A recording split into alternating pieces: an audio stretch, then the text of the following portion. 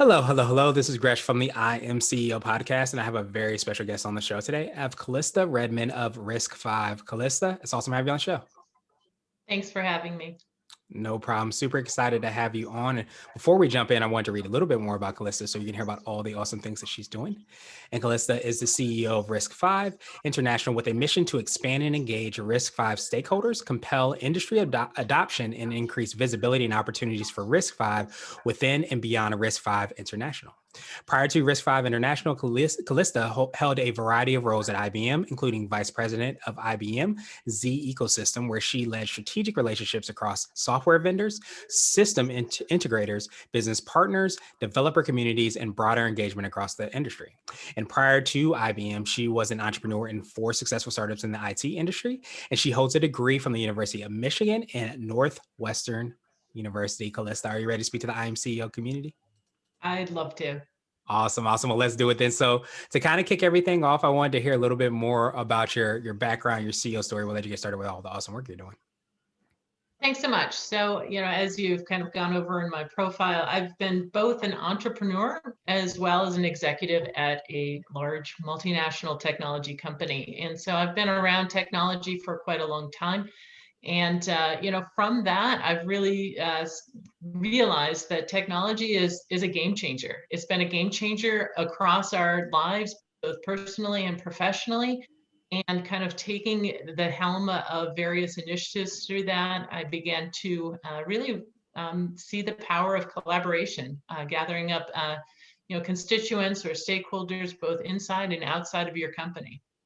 Yeah, that makes so much sense. And definitely it has been a game changer. I think we're experiencing some of that disruption and change right now, but it never fails. Like I feel like I've heard so many people say, not that I'm a business that does this, I'm a technology company that does whatever, is usually how people start to phrase it. And you start to see how important and impactful technology has been. Absolutely.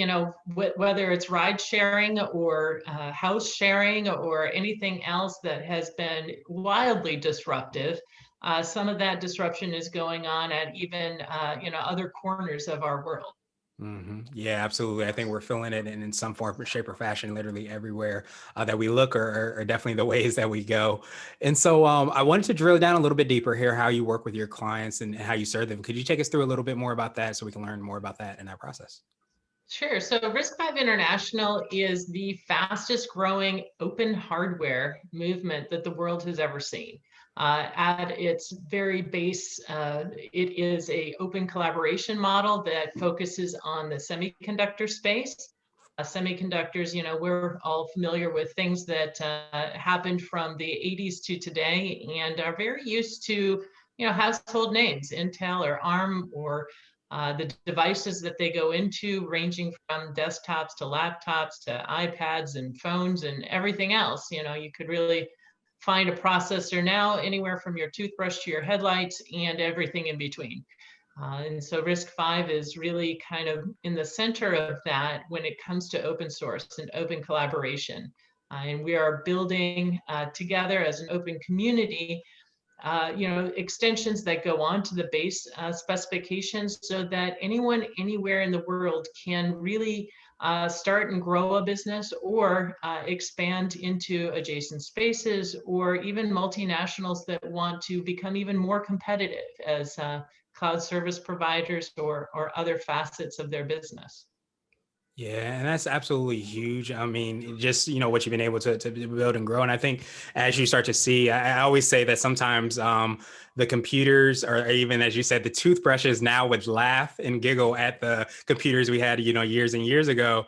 And it's just because there's literally technology in every aspect that we're doing. And those microprocessors that you mentioned are so huge. And correct me if I'm wrong, I guess the companies that have and leveraged these usually have some type of proprietary software, but what you've been able to do and build is actually open it up to more people to be able to use, leverage, and kind of, I guess, innovate on top of. So the open software movement is decades old at this point, starting with Linux. And as part of my role, I'm also one of the executives of our Linux Foundation, with fully dedicated over to RISC-V International. And what we've found and what we've learned from open source software is that open collaboration is really the glue that inspires and grows companies around the world. And that's, one of the things that makes us fundamentally unique. Open collaboration through open source, open standards, it really levels the playing field. And in RISC-V, we're becoming a set of base building blocks. Companies and institutions can engage at open hardware, not just software, at a very small level of semiconductors. Yeah, and I feel like, and I'm sure you definitely might, see this exact same thing where you have that kind of open technology, open source and technology in the software. It allows a incredible amount of innovation because it's not just, I guess, you're working on the people that are on the team, but you're able to kind of lean on the expertise of all the people that are able to access and leverage it, which essentially is everyone. Absolutely. I mean, when you think about the shared expertise and the shared value of thousands of developers and engineers that are collaborating on something, you get the best and the brightest. You get to work shoulder to shoulder with experts in their field. And that is a powerful network effect. And that is an effect that helps you become stronger as an engineer. It helps accelerate the development timelines that your products and services are riding on. And the collective number of companies that invest in that, it is the largest technology investment in the world is in open source. When you collectively invest in that, guess what? That reduces your risk in investing in a technology. Base it on something that has already gained traction in open source. Not everything is successful in open source. There are thousands of projects thrown up onto GitHub every day. But the beauty of foundations and communities that are structured as mine is that you see that this is something solid to build your future on as a business. Yeah, that makes so much sense. And as we kind of said, and you said, or I should say in the beginning about like how, I guess, ever present, these semiconductors are and how we use them on a regular everyday basis. And we may not even realize it. It allows you to, I don't want to know if I want to say hit your wagon, but you basically made that investment in something that is, in everything that we do. So it allows it to be even more innovative and maybe even more apparent in all the things that we have in our lives. Think about the things that are in your life personally, from your health tracking device on your wrist to, probably a dozen processors in your phone. 15, 20 years ago, we weren't carrying these things around with us, and once you become disconnected from a wall or a constant source of energy, like plugging in the wall, you need to have very nimble processors. And that's what RISC-V really enables. Nice. I absolutely love that. And I know you touched on that being your secret sauce. Is there anything else that you would add into your secret sauce of the thing you feel kind of makes you or your organization unique and impactful? So, it's interesting when you go back to the 80s, never mind the music and hairstyles and other fun things about the 80s, but there were processor wars. Everybody wanted to have their own proprietary processor, and those really were reliant on a plug in the wall, constant supply of energy. And Intel came out as the winner of that particular charge. And then, you kind of go into the 2000s and cell phones, iPads, portable laptops, everything started to take off, and ARM really started to come into the fold. They were all kind of built with a model of incremental adding of code. And RISC-V is taking a very different approach from that. We are a base ISA, or instruction set architecture, that is 47 instructions. This compares with the base ISA of another popular instruction set that's 1,500 instructions. So you take a very small base and you build something modularly rather than incrementally. And that's the approach that RISC-V is taking, so that you only need to go and grab the extensions that matter to the challenge you're trying to overcome. And that's, a big difference in just how the technology is built. And it's enabling a huge number of entrepreneurs to jump in to build their business on RISC-V. And it's also enabling a lot of large multinational tech giants to say, you know what, the next generation, I'm going to go forward with something different. I'm going to take a different approach. And this is really kind of bringing in the next generation or two or three of computing, just as Linux did for software. RISC-V is doing for hardware. Nice. I absolutely appreciate that. Thank you for breaking that down, because I think within it we can hear, of course, what sets you apart, but I think we also hear and see and can maybe even feel, and probably feel in everything that we have, the opportunities by which, people have to leverage it and the impact and change that it can have on the world. So I absolutely appreciate that. And I wanted to switch gears a little bit, and I want to ask you for what I call a CEO hack. So this could be like an app, a book, or a habit that you have, but what's something that makes you more effective and efficient? I try and follow a principle of touch it once. Whether it's the inbox in my email, which is flooded daily, I don't ask small questions. I don't give small responses. I want to be complete and, move things forward. The worst delays that we have are usually ourselves and the people we rely on. And if we all just touch it once, we can move things along so much faster. We can dive deeper, try and help solve the issue rather than pass it forward.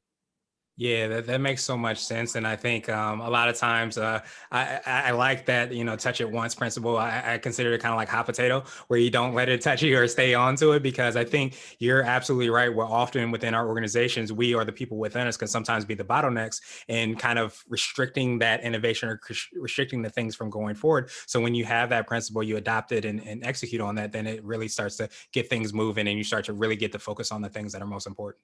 I would say that that hot potato probably only gets hotter the more times it's passed around rather than solved. True. But, I'm not in the potato business. Yes, me neither. So that's probably exactly what that is, but you're absolutely right. And so I want to ask you now for what I call a CEO nugget. So this could be a word of wisdom or piece of advice. It might be something you would tell a client, or if you hopped into a time machine, you might tell your younger business self. There are so many stakeholders in business, from your employees to your board of directors or investors to your supply chain to your customers. And sometimes it's easy to focus on just one or two of those stakeholders, but you've got to keep them all in mind. At RISC-V, we're fundamentally changing how silicon is designed. And we have career engineers, we have brand new students, we have, 14-year-olds in India that are designing RISC-V cores. We have, seasoned experts that are Turing Award winners still engaged with RISC-V. Whether it's at an individual level or multinationals and startups and governments and academia, we have so many stakeholders that we need to engage and gather their thought leadership across everything we do. So consider all of your stakeholders, consider all of your community in everything that you do. And that will not only make you more responsive to those needs, it'll also make you more aware of the challenges that lay down the road from you.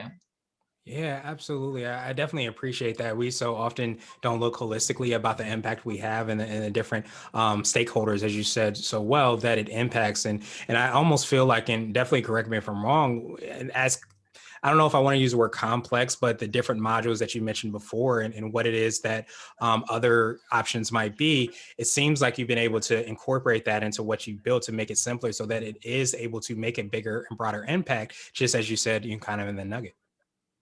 Yeah, and not only at a technology level in the various pieces of that puzzle that we bring together, but we're also a global connector.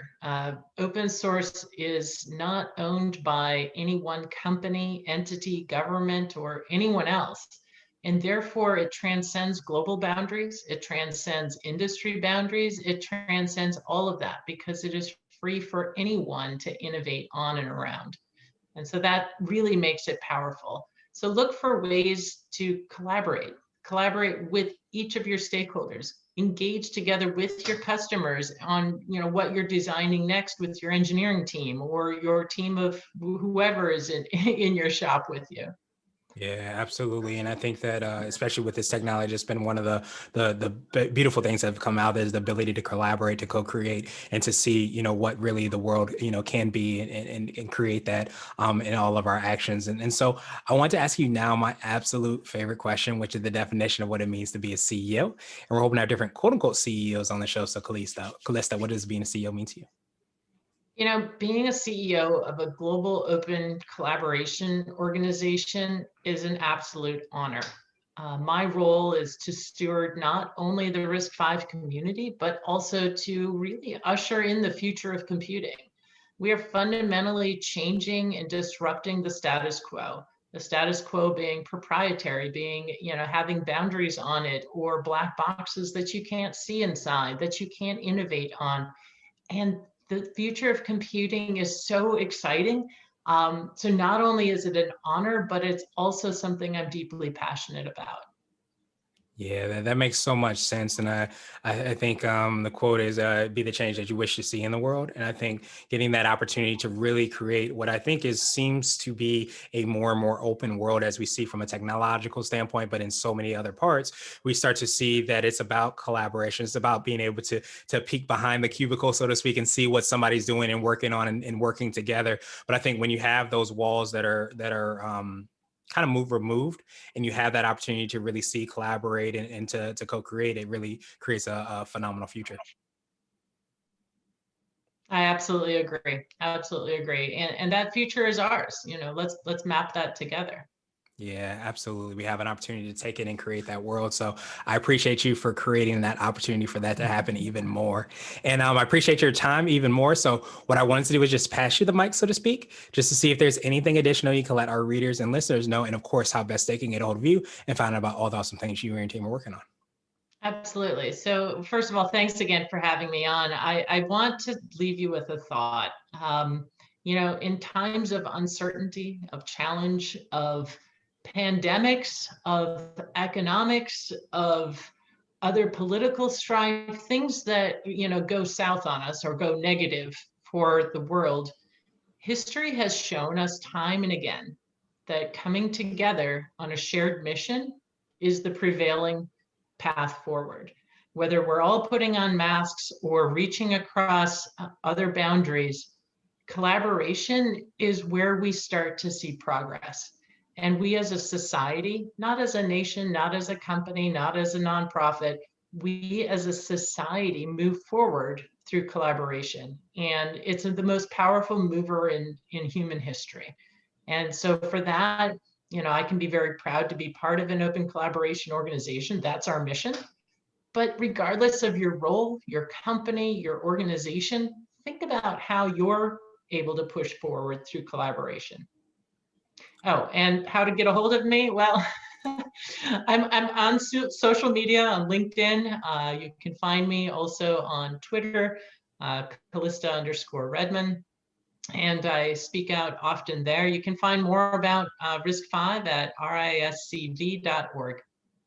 Awesome, awesome, awesome. Well, I truly appreciate that, Calista. We will have the links and information in the show notes as well, too, so that everybody can follow up with you. But I love and appreciate that reminder for of course, you and your team being able to do it, but also reminding us of the different ways by which we can do that in our lives. And I think in seeing that we're a lot more alike than different, for one, but then also seeing the gifts that we have innately within ourselves and being able to kind of collaborate, co-create, and make that happen is really one of the beauties of being and having, the open source software and open source technology and so many different things and ways by which to collaborate. So I appreciate you for being the change you hope to see, and I hope you have a phenomenal rest of the day.